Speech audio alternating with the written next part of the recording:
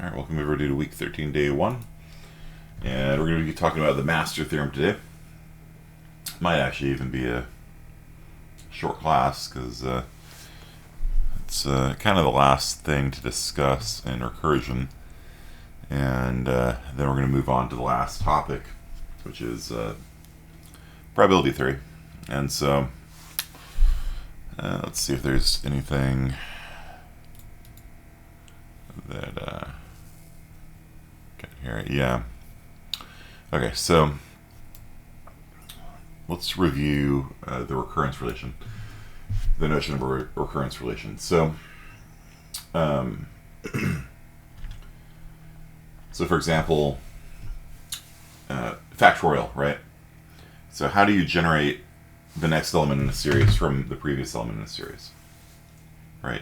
You to generate 5 factorial, you take 5 and multiply it by 4 factorial, right?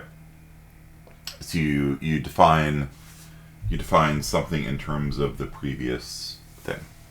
So this is obviously a recursive definition, so you need to have some sort of base condition. So you say the base condition is 0 factorial is 1, or 1 factorial is 1, either way. And so, see if you can come up with a notion for a super Fibonacci series. So it's got a base case of 1. So for the first 3 elements in the series, the Fibonacci sequence is 1. And then for all ones past that, the element in the series is equal to the sum of the 3 previous elements in the series.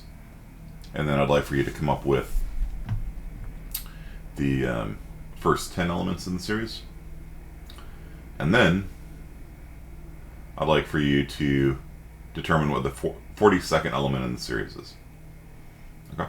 So I'm going to give you actually some time to deduce this. Okay? Like I'm actually going to give you guys like,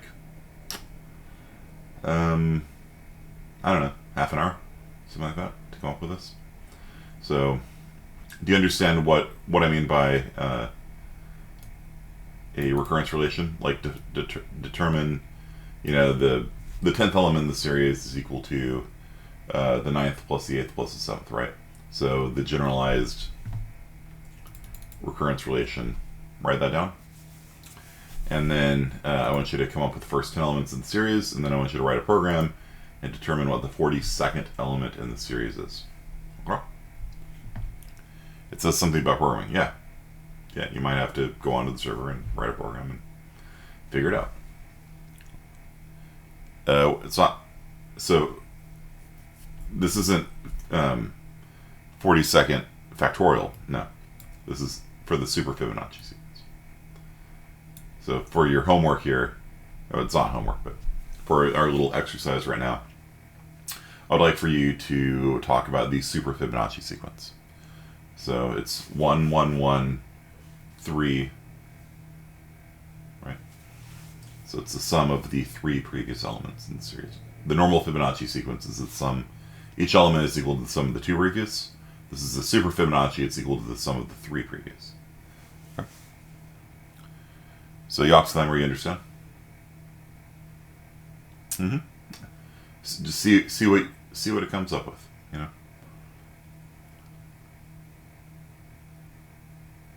10, 9, 7, 4. How did you, what? No, it's going to be 1, 1, 1, 3, 5, 9. Yeah. So the first 10 elements are going to be 1, 1, 1, 3, because 3 is the sum of the 1, 1, 1s. And then 5, because it's 3 plus 1 plus 1. And the next one is going to be 5 plus 3 plus 1, which is 9. Right? So just generate the first 10 that way.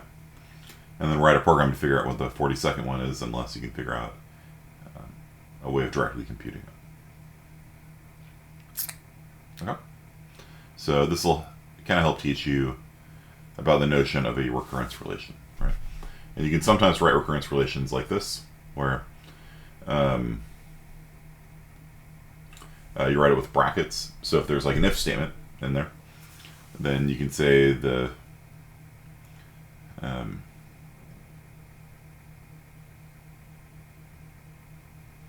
if you try to compute m of 100, then it's going to be equal to the m of 111, and then whatever the result of that is, which is 101, the m of 101, which is 101 minus 10 is 91. So the m of 100 is equal to 91.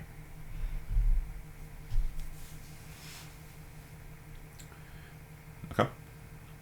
Why are there 3 ones at the start? Because it's the Fibonacci sequence. The super Fibonacci sequence. This isn't the regular Fibonacci sequence. It's the super Fibonacci sequence. Okay. And then I want you... Super. Yeah, exactly. It's the super Fibonacci sequence.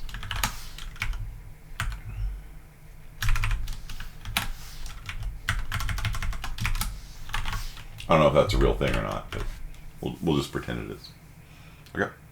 So if you get all this stuff done, then you can do this part here. So basically, you've got a sequence, and for all numbers over 100, the m of that is just the value minus 10. So the m of 10 is 1,000. But if it's less than or equal to 100, then it returns the function of the function applied to itself, plus 11.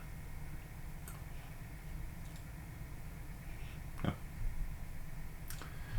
So the m of 110 is equal to 100. The m of 99 is equal to the m of 110. Okay. So, yeah, this will be fun. Alright, so I'm going to give you guys half an hour, and then I'm going to check in and see how you guys did on that. And this will help give you some experience working with recurrence relations. And we'll use this to build on. We're going to talk about the Master Theorem today, which is kind of our big thing. But since that's really the only topic for today, then we can... take all the time we need, because we got like 3 hours today to teach one topic. So we're going to do a little bit of in-class lab time, see if you guys can figure this out, and then we'll come back in half an hour. Okay? All right, pause it now.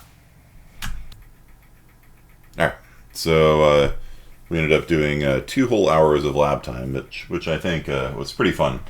The super Fibonacci sequence isn't made by me stress eating, lol. It's a lot of candy. Had to use CPPN from Boost Precision. Yeah, you'll have to use that. So let's talk a little bit about memoization. I'm not going to solve the super Fibonacci for you, because your quiz for today is going to have you guys answering questions from these two. So if you weren't able to write a program to do this, you're going to have to do that in order to solve the quiz. So let me show you memoization for regular Fibonacci, and you should be able to adapt it for super Fibonacci trivially. So what is memoization? Memoization, a Memo Pad is like, I don't know how many stickies around here. You know, like a little, I do actually over there. You know, like a little Post-it, right? A little yellow Post-it you can like put on things. Diabetes. Yeah.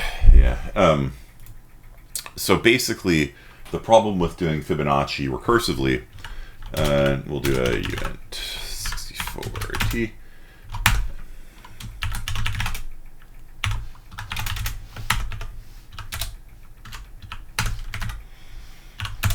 Let's see, 64 fib taken in.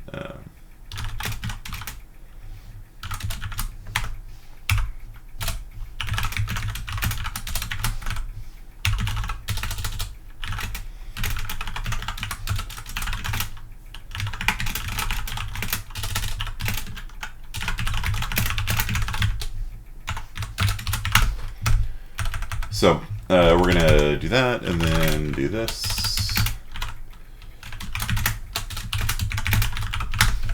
So we're going to read in, type in index 10 or whatever, and then it's going to output the 10th number in the Fibonacci sequence. And if you're going to integer overflow, then you need to use bigints instead of a 64-bit integer. Is a CPP int the same as a 64-bit int? No. A CPP int is infinite precision. And I do wish they had CPP ints as part of the C++ standard. It would be really nice.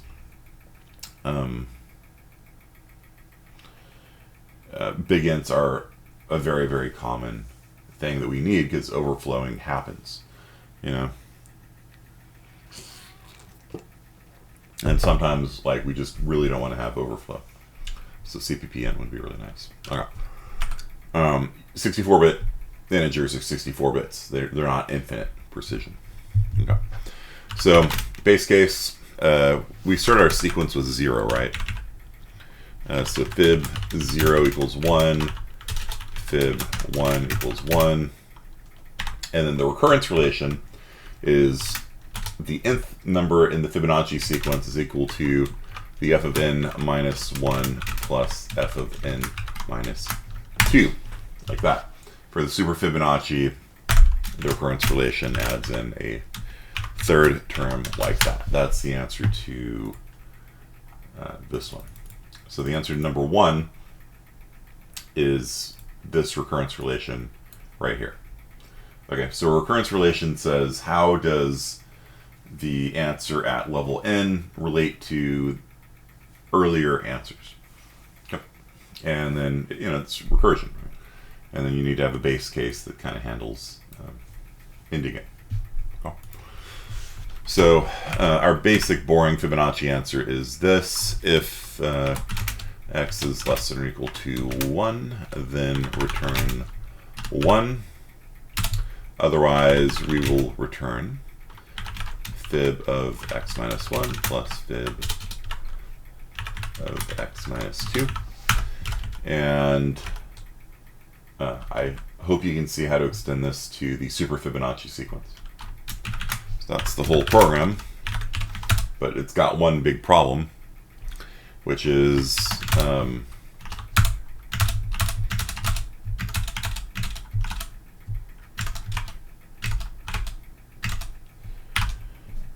three, 5, 8, 13. Yeah, okay. It's got one problem, which is, well, two problems. One is overflow, and the other is it runs forever. Right, if x ever gets to be too big, the running time of this is actually exponential, because for every call to Fibonacci we make 2 calls to Fibonacci. Right? And so for every level, every one level higher, you do twice the work of what you did before. And the thing is, we don't have to do that. Like, we could just use a for loop or a vector or something, And the reason why it's so inefficient is because we're constantly recalculating the same values over and over again. The Fibonacci of 40 is equal to the Fibonacci of 39 plus the Fibonacci of 38. But the Fibonacci of 39 is the Fibonacci of 38 plus 37, right? So it's going to calculate the Fibonacci of 38 twice. And for each level down, it's going to do the work exponentially redundantly. So what we do is we do something called memoization. So we can make up here in global space, or we can be more proper. I guess I'll show you guys the more proper way of doing it, which is to make a static vector of integers named, I don't know, memo. And we'll make this of size, whatever, we'll do it like that. Okay, so do you guys know what static means? Do you remember what static means? We talked about this earlier this semester.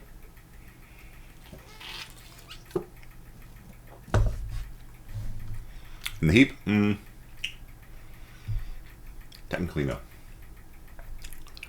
Pretty much like a global, yeah. So globals are held in which segment? Stack or the heap?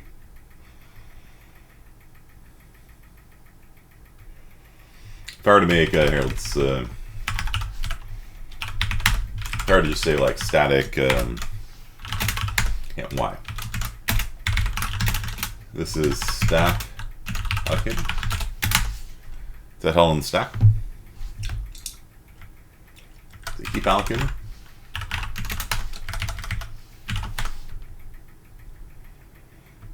Anyone remember the answer to this? Where are you? Where in the world is Carmen Sandiego? Where's Y? Anyone remember?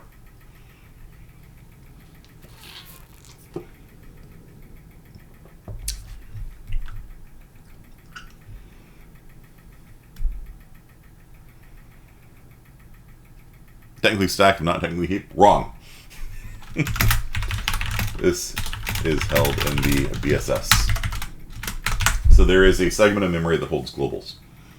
And but props to you, McCohen, for being the only person to have the bravery to put yourself out there and try and answer. Because there's a bunch of other students here who had no response whatsoever.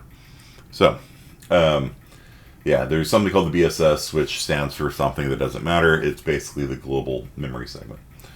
And, yeah, Aaron deleted it? No, he said stack. That's true also. That's true. Yeah, so the BSS actually has two subsections. There's one called RO data, which is for read-only, so for like constants and things like that. You're a coward. No cowards here.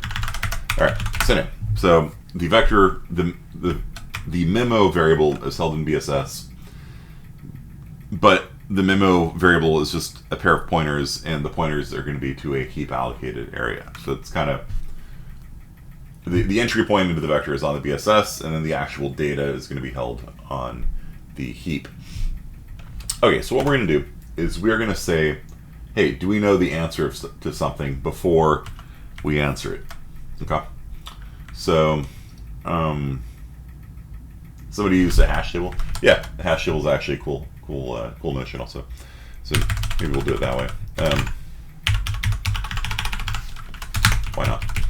Let's go hash table. It'll work out exactly the same way, but it's kind of fun. Between int and 64. Okay, so before we just blindly call ourselves again like this, let's see if we know the answer is. So if memo square bracket x, let's see, int 64 first is equal to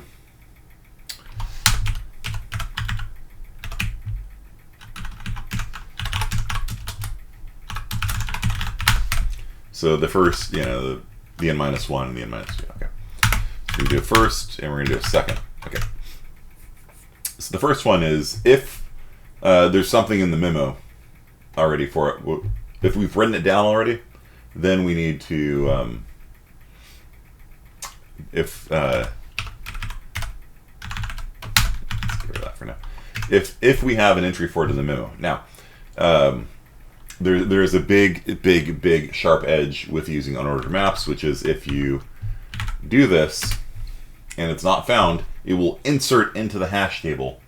It will insert into the hash table a 0 if it doesn't exist already. Fortunately, 0 is not a possible number for the Fibonacci sequence. So we can just see if the answer is 0. So we're going to set if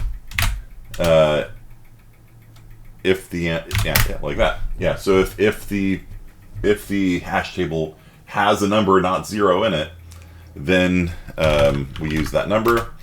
Otherwise, we figure it out. See that?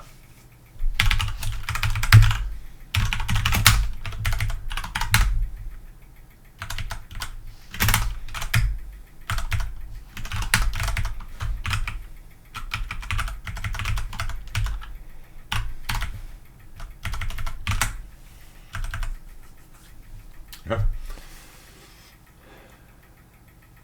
So, if we check to see if the Memo Pad has an entry for f x minus 1. If it has an entry, this will insert into the hash table 0, but it doesn't matter because fortunately 0 is not a possible Fibonacci number. So you can do the same thing. You just have to use dot count and things like that to see if it exists first, which is what you normally do. when you use square brackets with a unordered map, because it is a garbage system. Using square brackets with unordered maps is garbage. It's absolutely garbage. But in this case, it doesn't matter because it's going to be inserting a 0. Who cares? All right. So answer questions makes you nervous. No, you need to put yourself out there, and then when you're wrong, you'll remember it better. You got to try and guess and get it wrong. It's what I did all the time in Japanese. I got it wrong all the time in Japanese. All right, so in Mandarin, say something. It's like, your tone's wrong. Damn it. Yeah. You just use the iterator for this part. Yeah. That's the better way. But as it turns out, square bracket actually will work for this. So we check to see if somebody has written down the answer to, like, what is the 30th Fibonacci number? We check. We just check to see if it's in the memo pad. Has somebody written down the answer to it? If the result of this is not 0, that means somebody's figured out the answer already. Some other iteration has figured it out, and then we just use that value. Otherwise, only if we don't know what fib 30 is, then we call, all right, compute what fib 30 is. Do you guys see how this is going to do you see how this is going to work? No, we just need to store into the hash table, which we haven't done yet. So memo of current x is equal to first plus second, and then we just return first plus second, and I can simplify that down in a second, but you see that? So after we've gotten the first of the two numbers and the second of the two numbers, then we add them together and we write it down into the memo pad. We get a little notepad out, we write on it, okay, f of 37 is this number here, and you write it down. You save it. So you don't have to constantly recompute the value over and over again. Now because this is a static, this is actually a global variable. The memo does not go away in between function calls. If this was not a static, this would not work at all, because every time you call fib, it would create a brand new hash table. And we don't want that. We want one hash table for the function. So every time you call this function, it is going to use the same hash table. And so even if main calls Fibonacci multiple times, if main calls it, like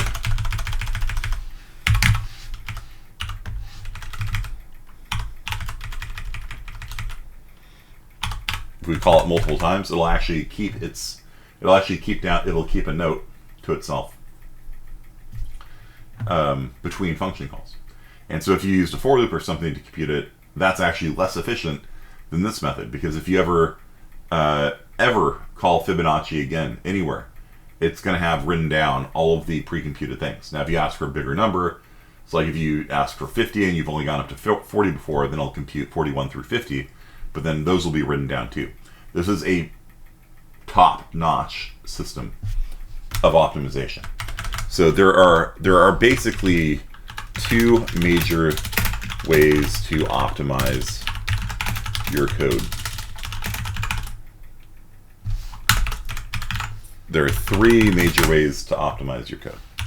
First is pick the right data structure. If you're implementing a queue where people come into the back and come out of the front, don't use a vector for it, because popping off the front of a vector is order n when it should be order 1. All right, pick the right data structure, huge. Number 2, caching. Number 3, hashing. Okay. Caching and hashing. Anytime my code is too small, those are I always pick the right data structure to begin with. But I'll sometimes look at that and be like, all right, because sometimes I'll just use a vector and be like, all right, can I do better than that? Especially if I'm doing any order n operations across it, like if I'm searching through it, if I'm deleting from the front, then I'll usually switch out my vector for a more appropriate data structure. But generally speaking, I've already picked the right data structure because, I'm an experienced computer science person, and that's what we do. Like, whenever we're given a task, we think about it and like, all right, what kinds of operations do we need to do? Okay, well, then we need a binary search tree, or we need a hash table or something, okay? So, does that make sense? Static? Do you guys see that? So like, even between these two different calls, that will be still there. It doesn't go away. When the function returns, it doesn't go away. It's on the stack. If it was on the stack, it would go away when the function returned. It's not on the stack. And it's on the heap either. There's no new, right? It's just in the BSS. It's in a different memory segment just for holding globals. Okay. I just used a vector up in global. Yeah, and that's what static is, right? This is equivalent. Right? This, just having it up as a global, and this are the exact same thing, except memo can only be seen between these curly braces, right? And so if you have a big project and you're going to be memoizing a lot, because it's a very common optimization technique, because this is called caching results, then you're going to have memo and memo 2 and memo 3 and memo 4 and memo 5, and you're like making sure you use the right memo pad. Like, it's much better to just have it as a static. Then you don't have to come up with a new variable name, which is the hardest thing in computer science. It's a global that is scoped. Yes, it's a global that's not a global. It's exactly what a static variable is. It is a global variable that is not global. You can't see it in main, right? Like, main has no idea what memo is. So if it was in a class, it would be global in the class. Yes, exactly. Mm-hmm. And it uses a lot.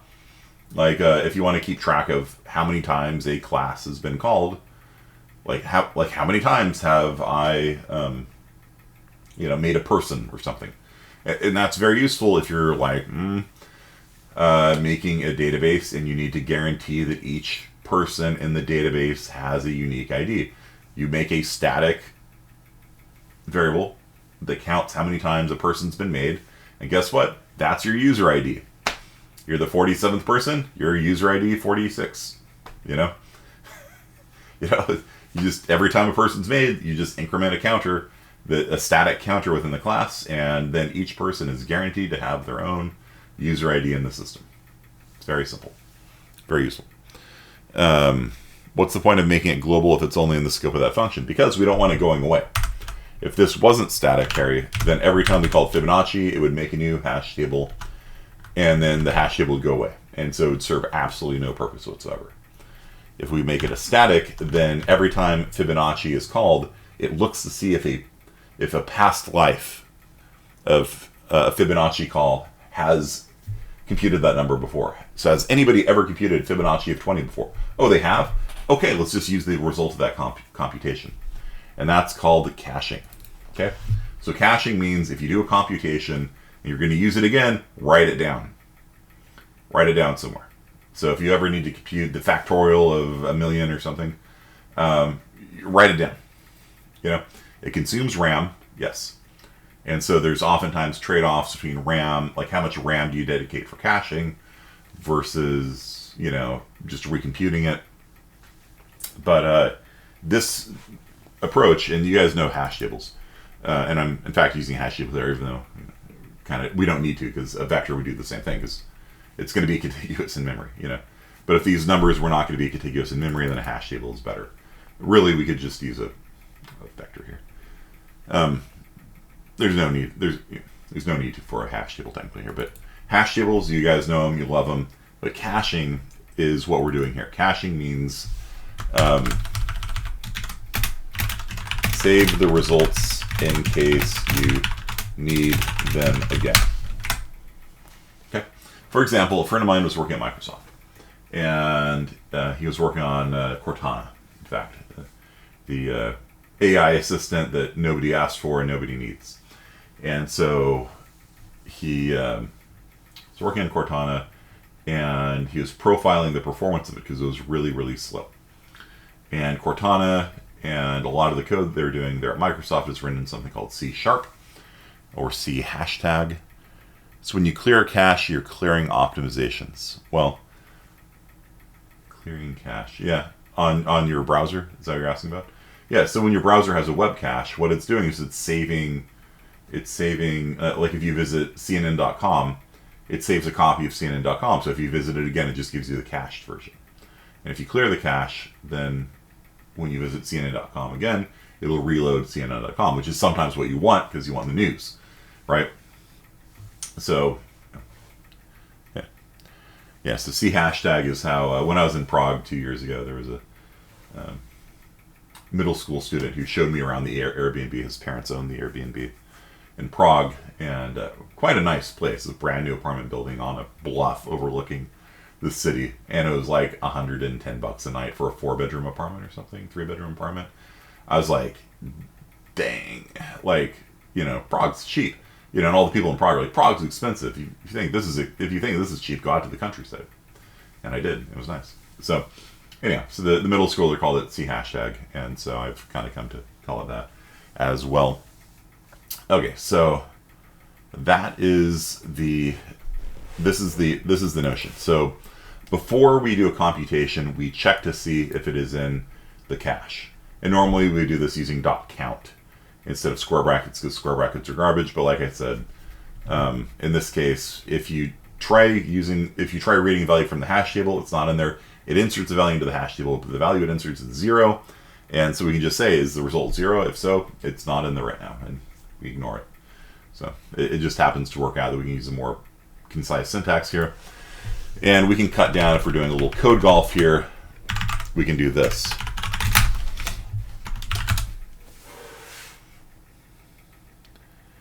.count equivalent to .at. .count will tell you if something is in the hash table or not. So if you say .count, how many times has 30 appeared in the hash table, it'll give you 1 or 0, because this is not a multi-map. It is only a map. So you can only have one entry for 30.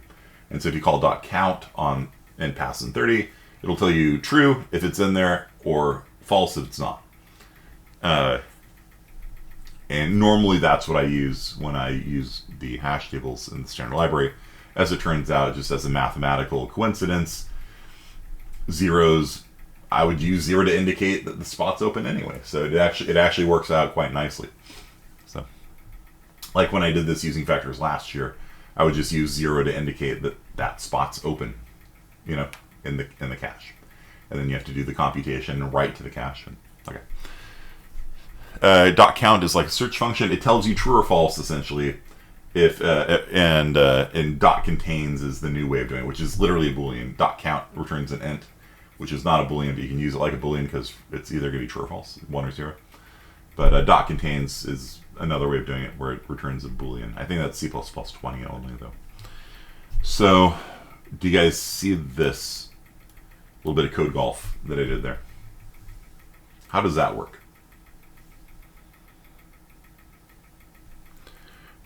Effectively, there's no difference between .count and .contains. Except .count returns an int, .contains returns a boolean. Though they're different for multi-maps. For multi-maps, you can have 5 entries for the same key, or whatever. .contains is only true or false. .count would give you a number of how many times the entry is in there. Between 0 and 1 and true and false, the types are different. 1 is an int, and true is a bool. They're different types.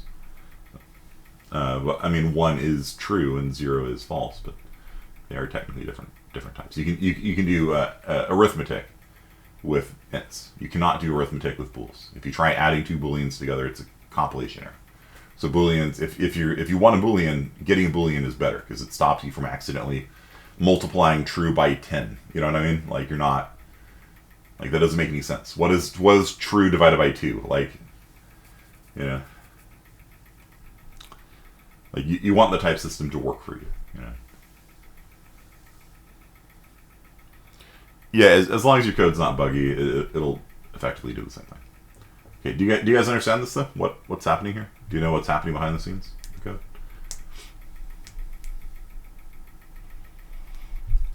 How does this work? So, it's going to add first plus second. It assigns it to memo.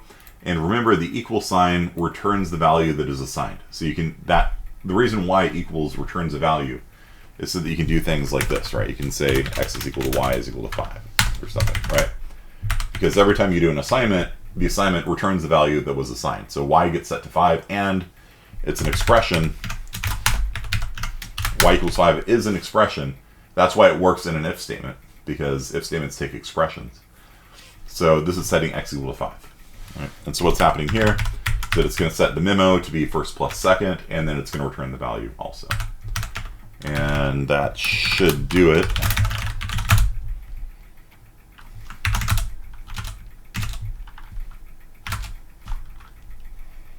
So the numbers are correct, and you can see that we no longer have any performance issues.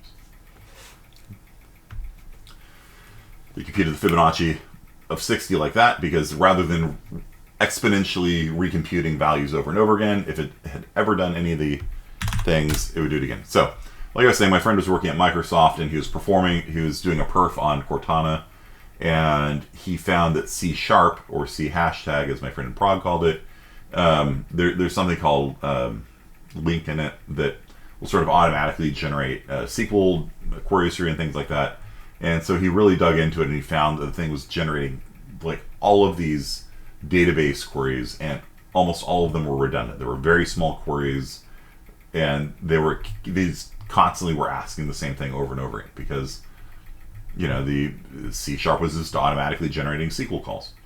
And so what he did was he wrote a class that would cache the results. And so rather than the SQL query going out and hitting the SQL server, which was on the local machine usually, unless it's not, which is fast, but it's not fast when you're doing it millions of times a second, right? And so what he did was he wrote a very little caching thing that would just cache the last, you know, X number of hits, you know, and he just said, all right, I'll make it of size 100. And then if a SQL query was going to go out that was asking, what's the username? It would probably have in its database, what's your username, as the query, and the answer is Kearney or whatever, and it would just return it. And so he inserted a caching layer in between the SQL call and the SQL server. And so it would just basically say, hey, do I know the answer to this already? And if you did, then it would just return immediately. And that sped up the thing by a factor of 1,000,000. Cortana was DDoSing itself. Yeah, herself, yeah. Yeah, and I don't even remember, like, it wasn't even a very big cache.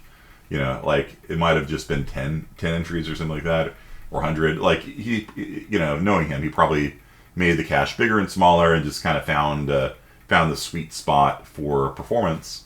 And, you know, you throw an extra kilobyte of memory at it, and the next thing you know, your thing's running 1,000,000 times faster. You know, so caching and hashing are huge. Like, whenever my code's too slow, that's what I think of. Am I repeating a computation? And is there a way of, like, using hash tables to speed this up even further? Okay. So, and you'd be surprised. Like, you can use hash tables in, like, 3D games engines to try and find an object and things like that. Like, you can make a hash table of the world. Yeah, there's a lot of uses for them. Okay, so that's our programming thing. Your quiz is going to be answering those questions. So what we're going to talk about today is called the Master Theorem. So the Master Theorem, I didn't learn until grad school, and that was unfortunate because it would have been really good to know when I was in your shoes.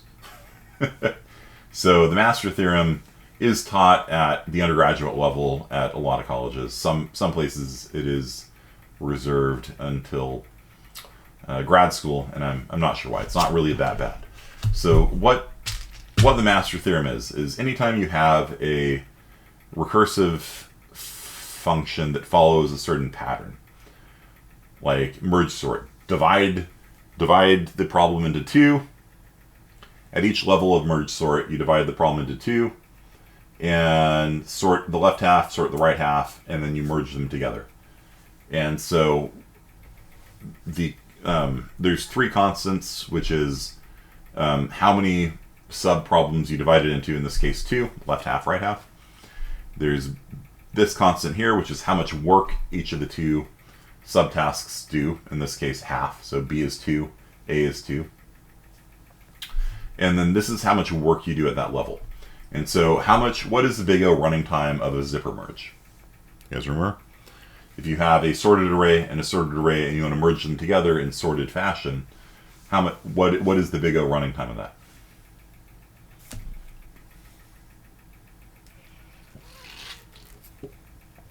It's order n. Yeah. So that should be an exponent. There you go. So for this thing here, it's not f of n. It's actually n to the cth power. So in this case, c would be 1. So for merge sort is going to twice. It's right for the left half, right half. It's going to do 2 subtasks. Each subtask is given half the original problem. So A is 2, B is 2. And then for this one, it's actually into the cth power. That's the constant is c. So c is going to be 1. Okay. So for merge sort, you solve it twice, each on half. You do an order in merge. So basically, there is a cheat sheet. So basically, there is a constant for this, a constant for that, and a constant for this, which is the exponent here into the cth power. So you look up A, B, and C, and then there is a cheat sheet. And this will tell you the big O running time of a recursive function. Not all of them. It doesn't work on exponential things like Fibonacci. Maybe it does. Some of them that it doesn't work on. Towers of Hanoi, maybe. It doesn't work on all of them, but for anytime you can kind of divide it into 2 subproblems, or x 5 subproblems or something like that, then it works. Okay, so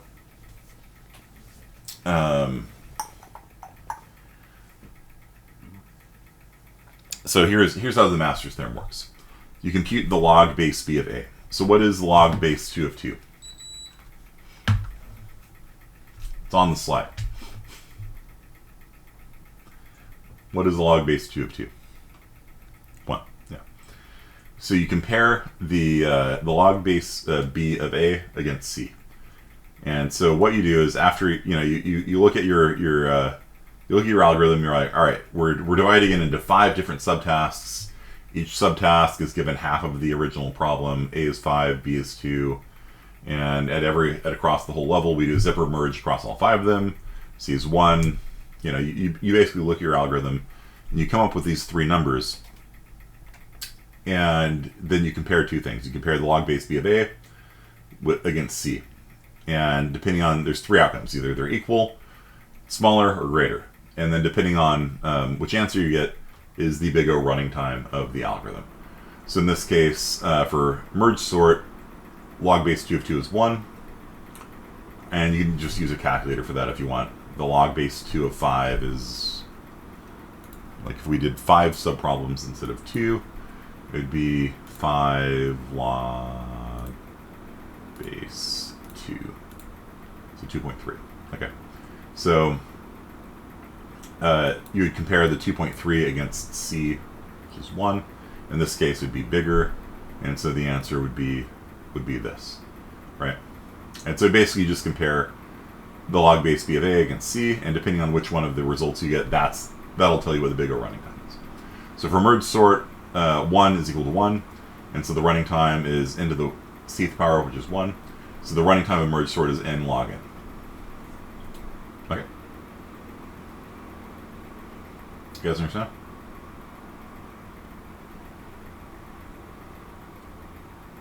You want to do some examples? You want to test your knowledge? All right. So, Yacht Slammer, you're up. So we've got a function here called name, Kiminowa, and it's passing in a vector not by reference. Why are you not passing it in by reference? No. Okay. All right, so we've got a function here called name. It's got a base case, so it doesn't run forever. Okay, and it's going to call itself how many times? Yacht Slammer. How many times does it call itself?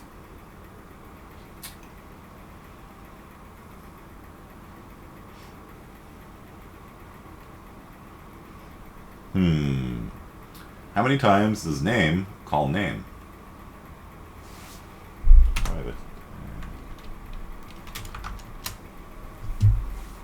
I don't know why there's a star on that. How many times does name call name? Twice, yeah. So A is 2. And then what chunk of the what chunk of vector, what fraction of the vector does it pass to each of the subcalls? When it calls left and calls right, this is like, I don't know, kind of like in merge sort, you have left half, right half. So how much of the original vector is being passed to this part and this part? B is the denominator.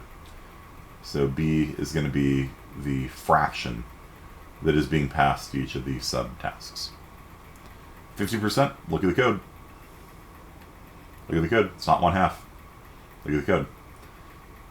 What is the fraction of the vector that's being passed into left and right? Yeah, it's 1/4. 4 is B. So A is 2 because there's 2 calls to name. B is 4 because the denominator is 4. It's 1/4 of the original task. Okay, and then how much work do we do? After we've done the recursive subcalls, how much work do we do at this level?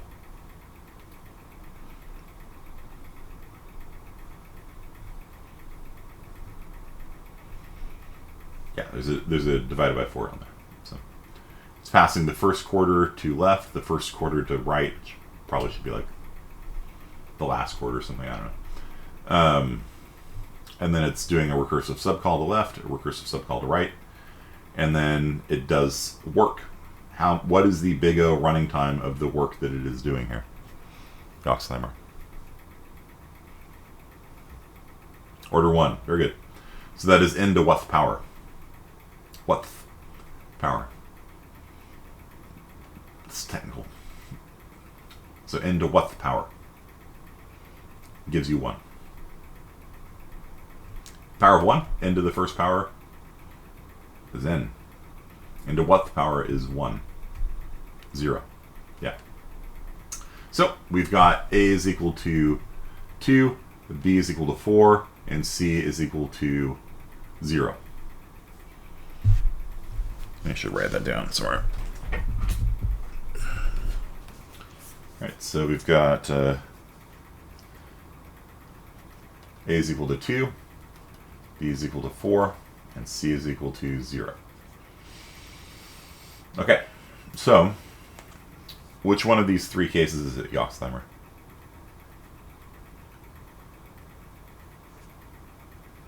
It's the 0th power.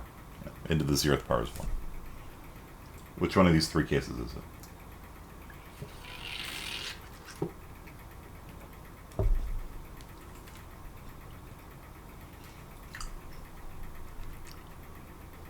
Yep, it's the 3rd case here.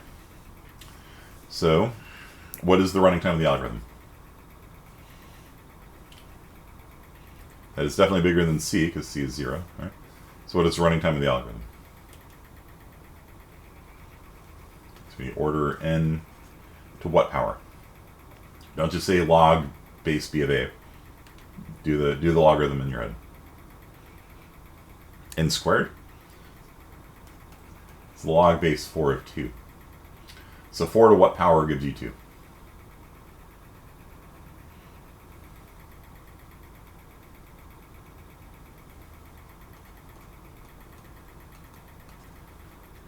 That's what a logarithm is. If you take 4 and raise it to what power, does it give you 2? Yeah, 1/2. So that's the running time. Order root n. Okay. You guys got it? You're going to do another one.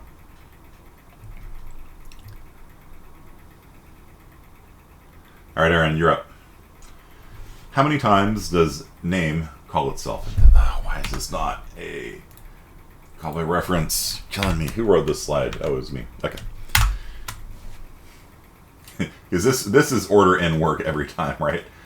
if you didn't have that there, that'd be order n work. Because you have to copy the vector every time.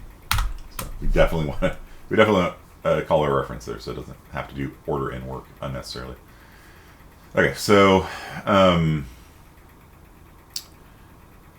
right, Aaron, how many times does name call name? Every time you call name, it calls name how many times? And we got our base condition here, it doesn't run forever. So 1 time. 1 time? The word name only appears once inside of name. 3 times, exactly. They're all in the same line so that they could fit onto a PowerPoint slide. Okay. So, yeah. So A is equal to what? A is what?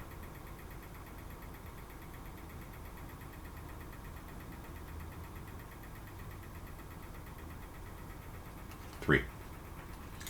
B is equal to what?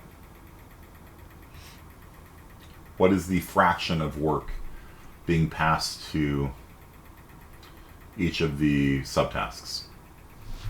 B is equal to 1/3. B is equal to 3. B is the denominator. Remember? It's the denominator. It's not 1/3, it's 3. Okay. And then C is equal to how much work we do. And so this is going to be a zipper merge, which we know to be order n. So what is C?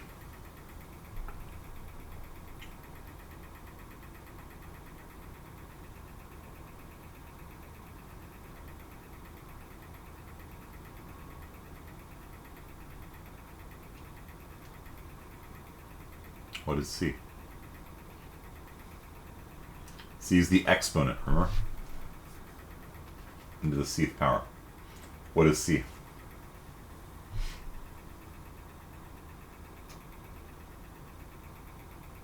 One. Yeah. Okay, so these are our numbers, 3, 3, and 1. Looking back to our cheat sheet here, I'll write them down for you again. A is 3, B is 3, C is 1. What is the log base 3 of 3? Right? What is the log base 3 of 3? 3 to what power gives you 3?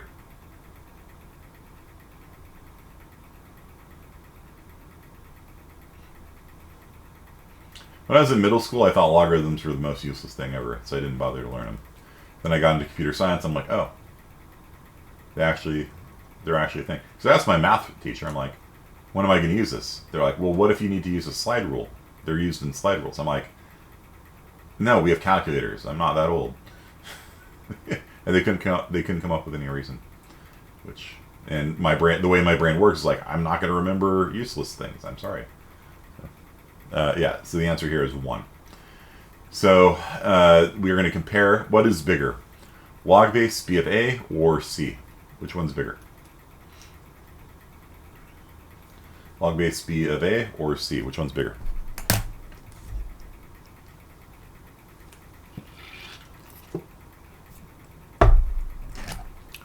You're going to go C? Nope, they're both 1. Log base B of A is 1, C is 1. They're the same size. So it's this case here. So the running time is going to be order n to the first power log n. And so order n log n. And the reason why why I showed this is because this is a merge sort where instead of splitting to 2 and doing a zipper merge, we split into 3 and did a zipper merge. And as it turns out, the running time is exactly the same. It's order n log n for both of them. It actually doesn't matter how many splits you split a merge sort algorithm into. Halvesies, thirdsies, quarters, doesn't matter. The running time is the same. Okay, so let's do a volunteer for the last one. Shahab, are you here? Cheryl? Shahab's here. Okay. So Shahab, you're up. What is A?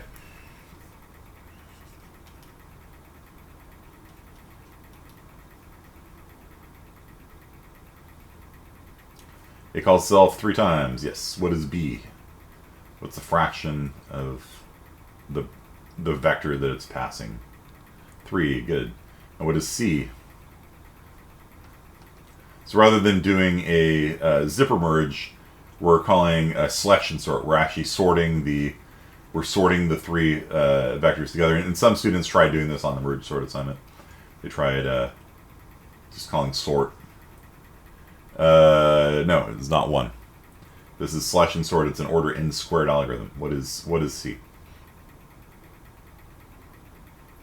And this breaks your running time, as we're going to show you. Like, some students are like, I'm just going to call sort on merge sort. And that's n log n. But if you really want to do it bad, you do selection sort and do n squared work instead of n work. 1? No, it's not 1. C is, remember, n to the cth power. So in this case, it's 2. Okay. So coming back over here to our cheat sheet, let's clear the annotations.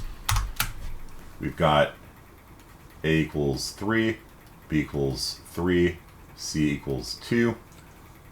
What is log b base a?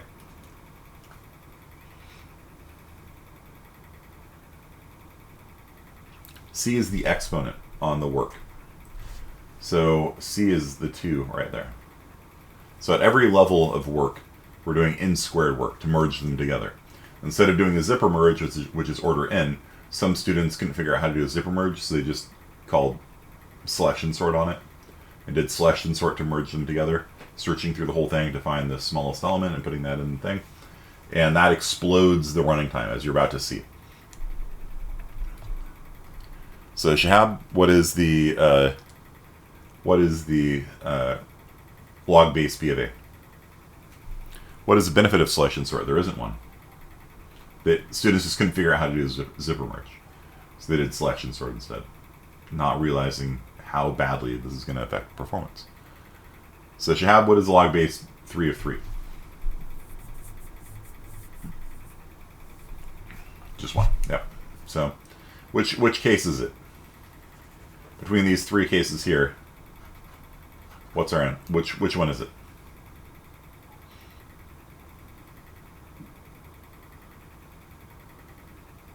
I mean, is it an ST element? I don't think it is an ST element.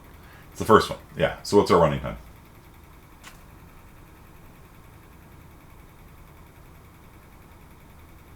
Which is what?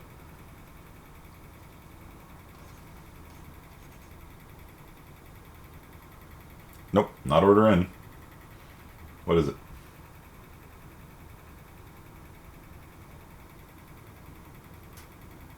N squared. Yeah. It's n to the cth power. So by using a bad merge function rather than using a zipper merge, using some garbage selection sort merge, that they just wrote themselves, it turns the running time from order n log n into order n squared. And so if you have a million things you're doing merge sort on, the running time will be 50,000 times slower. So pretty big deal. Okay, so but some students are like, I can't grasp this zipper merge thing, so they just did a bad thing instead. All right, so McCohen, you get the last one. How many times does name call itself?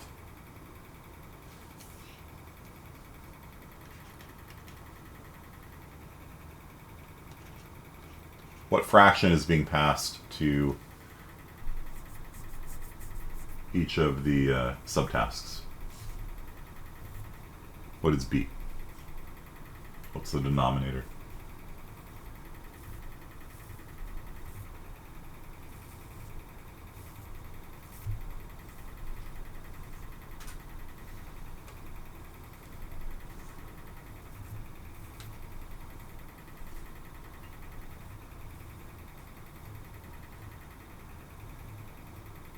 What's b? Half? Nope. It is passing the entire vector. So we take our vector here, we pass the entire vector to itself 3 times. So if we call this, it calls itself 3 times, calls itself 3 times, calls itself 3 times. This is actually an infinite loop. It'll never hit the base condition. See that? So the running time on this is in fact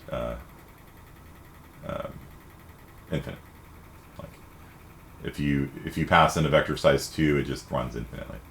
So let's make it a little, yeah, sure, we'll do 2. Why not? Let's do vector divided by 2. You're gonna pass in half of it. Okay. So b is 2 now, and what is c? How much work does it do at each level? What is the big O running time of this loop? Actually, formatting is really weird, huh?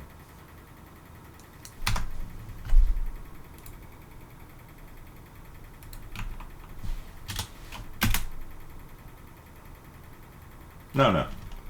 No, never mind. No, the formatting's fine. Okay. So A is 3, B is 2, because we're going to only pass half of it in. I'm not going to write out the whole code for that, but yeah. And then C is what? What is the running time of this for loop here? It is 2n. So from 0 to n, for each of the n values in it, it's going to do n work.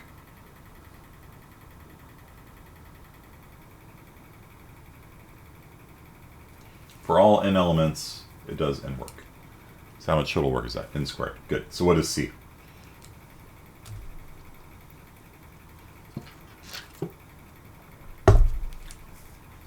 So this is an order n squared algorithm. What is C?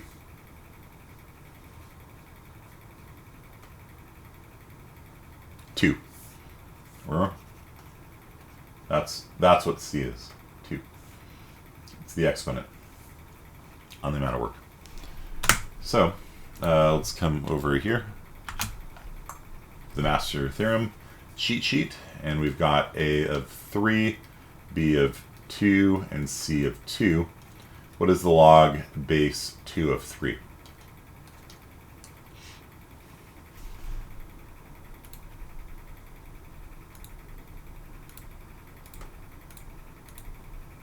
$1.6. Okay. All right. So what's bigger, log base B of A or C? C. So our answer is going to be order what? N squared. Okay. So the way the Master Theorem works is that there's 2 possible sources of your program running long time. One possible source is the amount of work you do at each level is dominant. It overwhelms the other ones. The other is the amount of branching and things like that you have to do is dominant. And so the fraction that you pass it versus the number of times you call yourself, that's sort of the branching part of it. And so if the branching part of it is dominant, then it's going to be order n to the log b base BA power. If the amount of work you do is dominant, then that is the answer. And if they're equal, then it's kind of both. It's the amount of work you do per level times the log base n, or log n. So, if the amount of fractions and subcalls is dominant, that's the answer. If the amount of work you do per level is dominant, that's the answer. If they're balanced, then it's going to be the amount of work per level times the log of n. That's all the Master Theorem is doing. Okay, it's all. Probably give you some quiz questions on that next time. So for Thursday, if you haven't programmed up a solution for superfib and the recursive thing there, go ahead and do so, because before you start the quiz, because the quiz question is just going to be like, what's the answer to this? And you're not going to have time to solve it directly. So you have to have these 2 solved. Okay.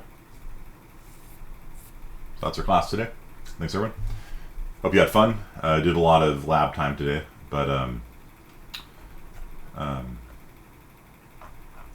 we'll do more on the Master Theorem, because it looks like you guys are still kind of shaky on it. So we'll pick it back up again on Thursday, and then we're going to move on to the last topic in the class.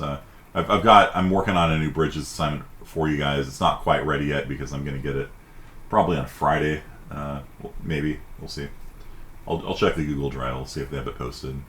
I know you guys are really excited to do another bridges assignment. So, yeah, we'll talk more about that later. All right. Thanks, y'all. Hope you had a good time today. Peace.